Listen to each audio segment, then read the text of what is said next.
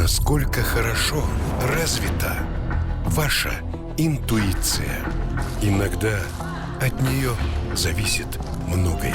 Деньги мне нужны сделать экстракорпоральное оплодотворение.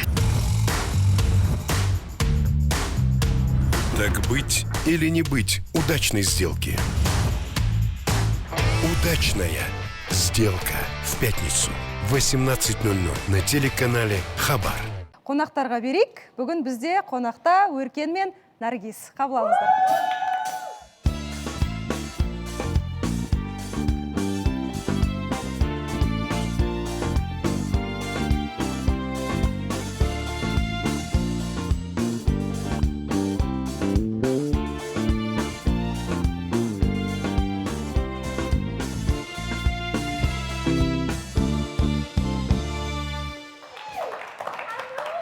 Қош келдіңіздер. Иә, көрініп тұр, сағынып қалған. Болды, ол жер сіздікі ме сен? Сағын жүр сол орында. Мынау қызыл екен ғой, ә? Телевизорымды ұрып жүрмін ғой, қап қарайды. Ұстап көріп жатсыз ба? Қалайсыздар? Жақсы, рахмет. Сіздерді көріп қуанып отырмын. Алдында да бір рет келіп кеттіңіздер. Және ресми түрде жаңалықтарыңызбен бөлістіңіздер. Құттықтап қойыңыздар енді жастарды. Қатысушыларға жұғысты болсын енді. Иә. Тезірек бәріне. Құлақтарында майдай жақты ғой, жұғысты болсын деген. Әсіресе мәди қайта-қайта бетін сипап. Жұғысты болсын енді, біз де тілектеспіз. Аумин. Сізден кейін. Сіздерге оралайық енді, жақсы жағымды жаңалықтарыңыз бар. Карантин бірақ елімізде әлі де жалғасып жатыр. Дегенмен оған қарамастан, алдында видеоны да көрсеттіңіздер, неке қиылды, ресми түрде ерлі зайыпты деп айтуға болады сіздерді. Отбасылық өмір қалай өтіп жатыр? Ой, неғып кешіктіргем деп ойлап жүрмін қазір, өзім жалпы. Жақсы екен, күшті, рахат, тамағың дайын, носкиге шейін үтіктеліп кәдімгі. Бәрі жақсы. Шүкір әйтеуір, бәрі күшті. Осыны оқыған қазір. Нағып? Наргиз? Қалай? Қазір өзгердік. Сол бәрі жақсы, Анна ханым. Шүкір, Құдайға шүкір. Осы тездету керек екен, осы процессті шынымен жүре берген болмайды екен. Мына жаққа қарап айтыңызшы. Каждый жігіттің өзінің несі бар ғой, пландаған, жоспарлағаны бар. Мен де енді жоспарлап жүрдім осы нені нақты қадамды жасаймын деп. Сосын осы Рамазан айы қасиетті ай ғой. Бәрі жақсылық жасасаң екі еселенеді дегендей. Сол бір оқпен екі қоянды атып отырмын енді. Шүкір жақсы бәрі. Жақсы қадам жасадыңыздар, иә. Тағы да құтты болсын дейміз. Енді сол карантинмен тұспа-тұс келіп қалды ғой. Сіздер үйде отырып қалдыңыздар жаңа. Кеше шықтық біз өзіміз. Әріптестеріміз айтып жатыр, үйде қамалып қалдыңыздар былайша айтқанда. Бұл инфекция жұқтырған адам сіздердің үйлеріңізде табылған ба, жоқ әлде қалай болды? Подъезде. Сондықтан үйді жауып тастады. Кеше шықтыңыздар, иә? Кеше шықтық, иә. 14 күнде қамалып қалған жайымыз бар. Кеше ғана бостандыққа шықтық, былайша айтқанда. Өте қиын, басқа салмасын. 14 күн бойы не істедіңіздер? Әйеліме бауыр басып барады, скоро сырымды айтып қойын деп жүрмін. Наргиз, сізге қалай? Сол енді ішінде ана карантин, подъезд жаппай тұрғанда күнде Өркен өзі сыртты жақсы көреді, прогулкаға шығады, міндетті түрде кешкісін. Жүркеттік шығайық десе, жоқ, қой, шаршап тұрмын дейтін ғой. Именно 14 күнге жауып тастағанда бір шыққым келіп, далаға прогулкаға шыққым келіп, кішкене қиын болды. Енді ер азаматтарға қатты білінбейді ғой, енді әйел қазір енді мен енді қалай дейді, үйде келіншек болған екен, тамақ істейсің, анау керек, мынау керек. Жаңағы дежурныйларға айтсаң, басқа бір нәрсені әкеліп қояды, сонда жаңа қиын болды кішкене. Бұлай енді барлығын қадірін біліп жатырық қой карантин кезінде. Көршілермен де жақсы араласып кеттік, кәдімгідей бір подъезде тұрады. Апаларым жақсы көреді мені. Туысқан болып араласып кәдімгідей.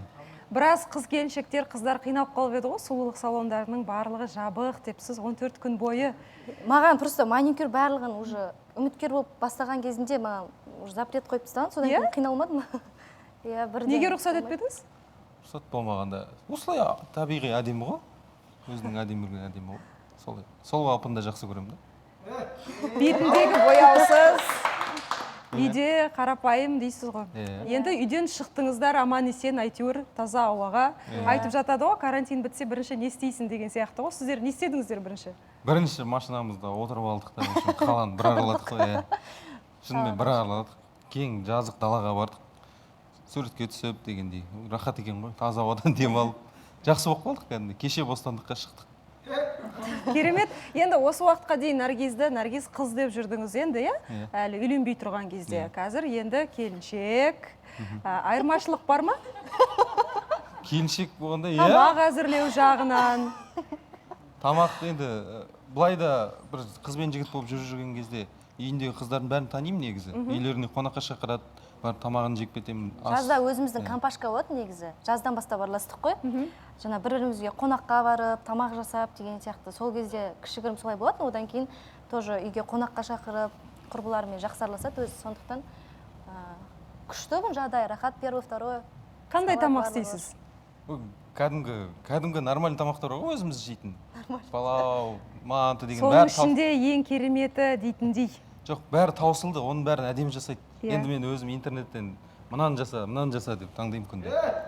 Бітті уже меню. Мысалы?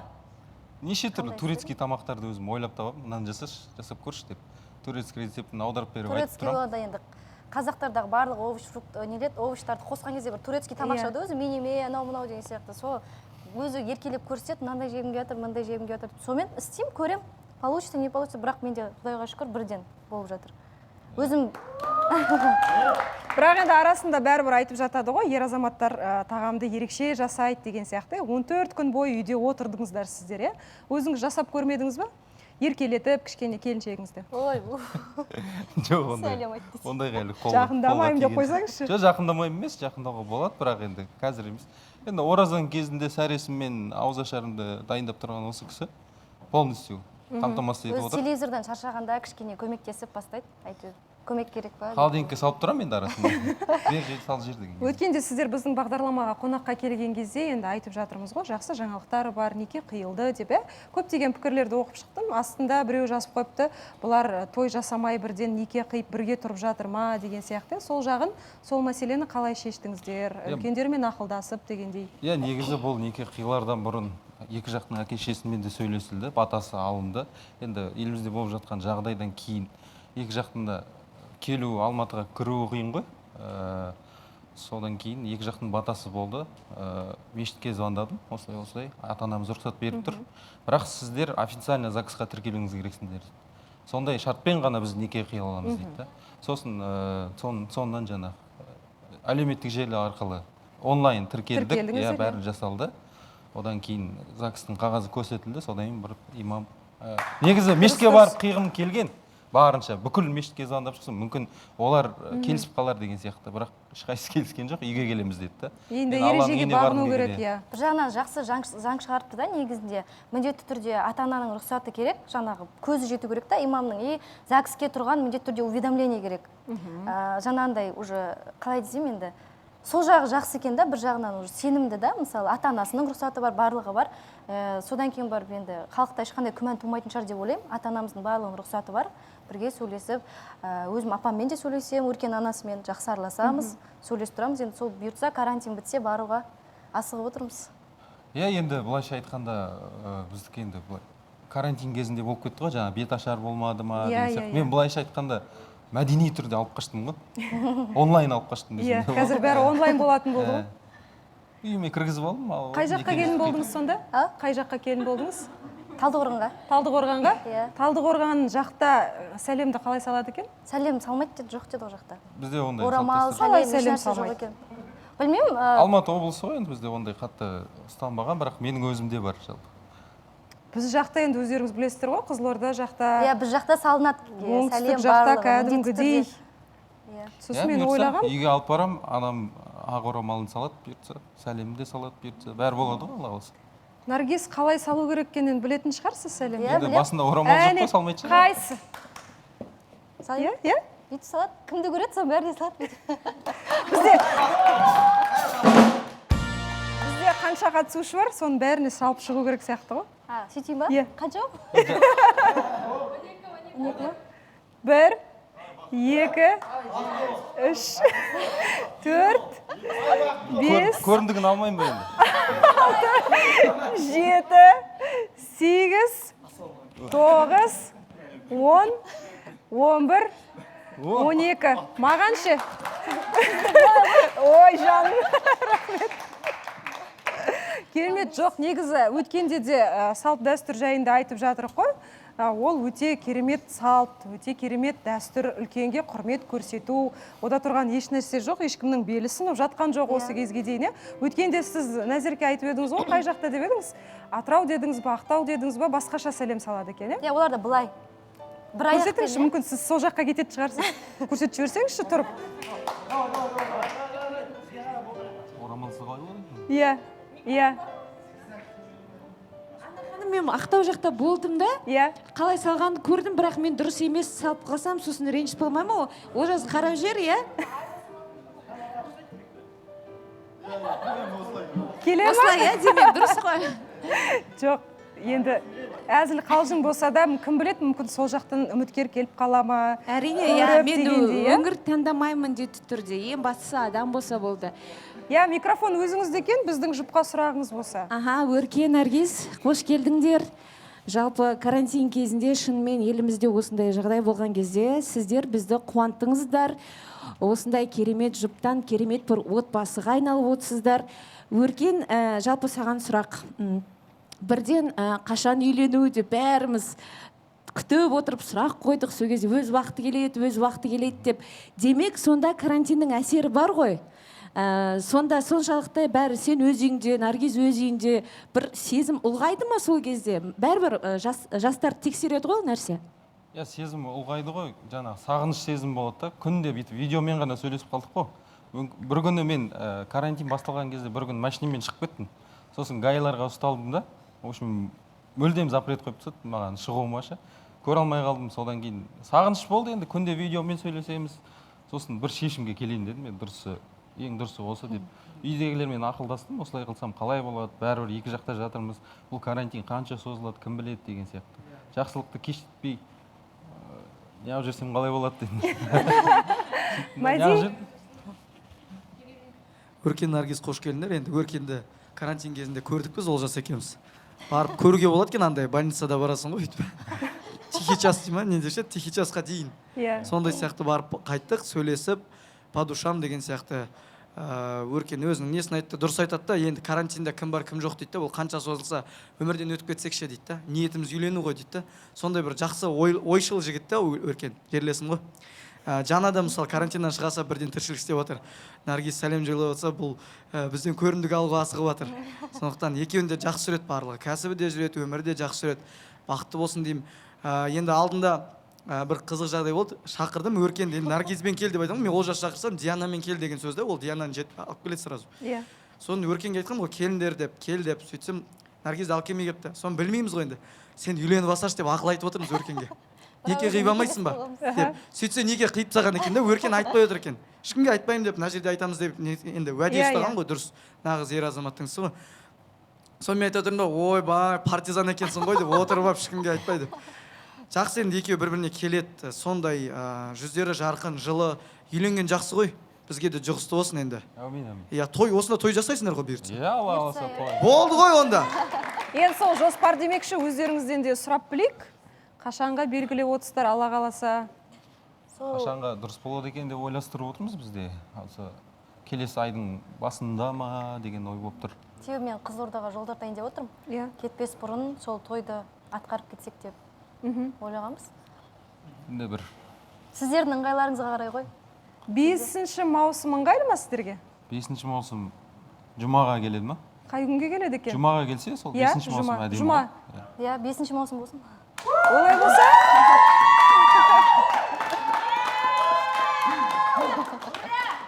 Бұйыртса? Иә, қандай керемет жаңалық. 5 маусым күні Алла бұйырса Өркен мен Наргиздің тойының куәгерлері боласыздар. Иә, сондықтан сол эфирді жіберіп алмаңыздар дейміз. Енді сіздер білесіздер, өздеріңіз сияқты жұп болып жүрген бізде қыздар, жігіттер бар. Проблемаларында көріп жүрген шығарсыздар, иә? Енді ақыл айтсаңыздар енді сіздер. Сіздерге жарасады. Ақыл дегенде ақыл айтпай қойын. Негізі, каждый жігіттің өзінің жоспарлап жүргені болады ше.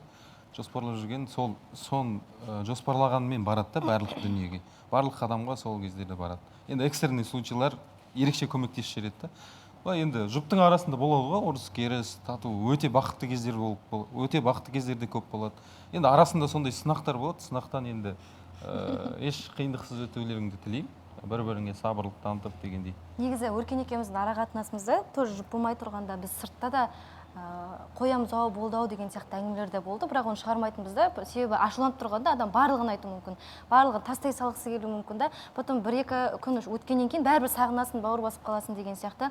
Сондықтан өзім тәжірибемнен енді күйеуге шыққаннан кейін мынаны түсіндім да, алдап сулап мақұл дей салу керек та, ренжіп тұрсаң да жоқ, ренжіген жоқпын, бәрі күшті дей салсаң болды, ары бәрі жақсы болып кетеді деймін да. Солай ойлаймын. Сондықтан барлығының арасында болады ондай проблема. Былай со стороны қарасаң бір мелочь сияқты да, ол шешілетін проблема болып тұрады да. Просто екі жақта эмоцияда тұрған соң екеуі де берілгісі келмейді. Гордость ұстап тұрады ғой. Сондықтан екі жақта да барлығын жіберу керек сияқты андай болады ғой. Ой, қойшы, бұдан да жаман проблемалар бар ғой деген сияқты жауап қою керек та. Сондай бір мәселе шыққан кезінде. Енді мен сіздерді өте қатты жақын білмеймін ғой. Былай бір қарасам өзіңізге өркендік мінезді ер азамат сияқтысыз дегеніңізде тұратын, иә. Бізде ондай мінез ол жаста байқалады. Жаңа Диана келген еді біздің студияға, біраз әңгіме айтылды, білмеймін, байқадыңыздар ма, көрдіңіздер ма? Әйтеуір әңгіме болды бізде есеп беру жайында. Қайда кеттің, қашан келесің, қайда жүрсің деген сияқты. Сіздерде қалай? Онда жүріп жүрген кезде де бізде ондай көп болмайтын. Қашан келе, енді WhatsApp-тан бір жазып қойғаны бар бір рет, иә. Сосын смайлик жібердім, мынауын қалай деген сияқты. Содан кейін енді өзі үйтіп сұрамайды. Өзі айтып қояды ғой, сосын қазір енді үйленгеннен кейін қалай болады екен деген ойды сұрайтын болсаңыз, білмеймін, қазір үйдеміз, қайтасың деп сұрамайды. Енді ұрыс керіске де бармаймыз, Құдайға шүкір, ораза кезінде түсіп тұрып, бірімізге сабыр танытып, максимум арғы бөлмеге кетіп қаламыз. Әйтеуір екі бөлменің бар болғанына шүкір. Негізі ше, жаңағы отчет деп жатыр ғой, негізі жаңа сыртта айтқым келген ойын. Ол негізі грубый формада айтқанда отчет деп, негізі ол жай хабардар ету. Поставить в известность, просто уайымдамасын, неғылмасын деген сияқты. Жай, мына жаққа кетіп бара жатыр, болды, все. Сондай деп ойлаймын да, өзім хабар беру. Сондықтан ондай болады арасында. Бірақ қыздар міндетті түрде жігіттеріне отчет беру керек деп ойлаймын. Жоқ, қыздар ғой, жігіттер. Бұл жерде Диана Олжасқа ренжіген осы жайында. Айтпай кетіпсіз, мен білмеймін, жауап жазбайсыз, мен мына жақта уайымдап жатырмын. Енді Олжастың өзінің қалыптасқан ой пікірі болды. Мен неге жазуым керек, қайда қадам басқанымды дегендей қалып. Сіз Диананы осы тұрғыдан түсінесіз ба? Сіз Олжасты түсінетін шығарсыз. Енді ер жігіт сыртта айтады ғой, адамды қанша мақтаға орап қойсаң да өлетін адам өліп қалады ғой. Сондықтан ер жігіт сыртта жүрген адам ғой, оны мысалы енді үйленген кісі болса енді тамақты сала берейін ба деген сияқты. Енді айламен істеуге болады, енді жүргенде қалай болады екен, оны білмеймін. Бізде ондай проблема болған жоқ, шүкір. Шешіледі ғой, иә. Жай ашу үстінде ғой, екі жақта. Түсінетін адамдар ғой, иә. Енді бұл жерде мынандай мәселе ғой, қыздар, неменеге жарысып жатсыздар мына жақта? Қонақтарымызға кішкене құрмет көрсетіп, тып-тыныш отырсаңыздар. Енді бұл жерде үйленбей тұрғандағы мәселе ғой. Әртүрлі жағдайлар болып жатады, реніш болып жатады, қызғаныш болып жатады, және сезімге ерік беріп жатыр. Мына жерде Диана, болды, мен мына жерде тоқтатамын деген сияқты, иә. Енді арада ешқандай, былайша айтқанда, заңды түрде байланыс жоқ қой. Некеге тұрмаған, үйленбеген екеу, қыз бен жігіт болғаннан кейін келем десе келеді, кетем десе кетеді екі жаққа. Ал сіздер енді ерлі зайыпты болғаннан кейін уже болды. Артқа қадам жоқ, қызғанып тұрсаңыз да, басқасы болса да, ол жерде енді мәселе басқада. Сол жағынан сіздер қалай ойлайсыздар? Біз енді білмеймін, мына ораза бізге кәдімгідей көмек, шүкір ғой. Ондай қатты кикілжіңге бара жатқан жоқпыз. Ораза екен, Рамазан екен түсінеміз да.